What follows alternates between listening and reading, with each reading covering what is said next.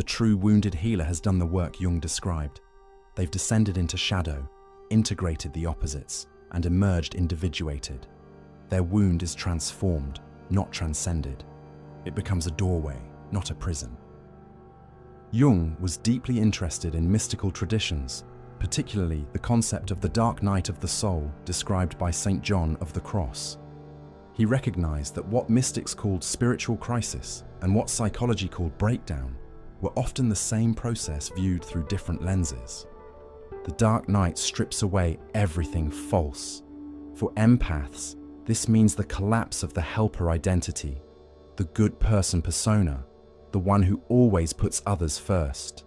When these structures fall away, it feels like death. Because in a very real sense, it is death. The death of who you thought you were. But Jung saw this death as purposeful. The psyche isn't cruel. It's precise. It only destroys what's false to make room for what's true. The breaking happens because the soul is too large for the container that's been built. The old structure must be demolished so a new architecture can emerge. During his own psychological crisis in his 40s, Jung experienced what he later called his confrontation with the unconscious. He had visions, heard voices, felt himself fragmenting. By conventional standards, he was having a psychotic break. But Jung approached it differently. He engaged with the images, dialogued with the inner figures, allowed the process to unfold. And from that darkness, his most profound work emerged.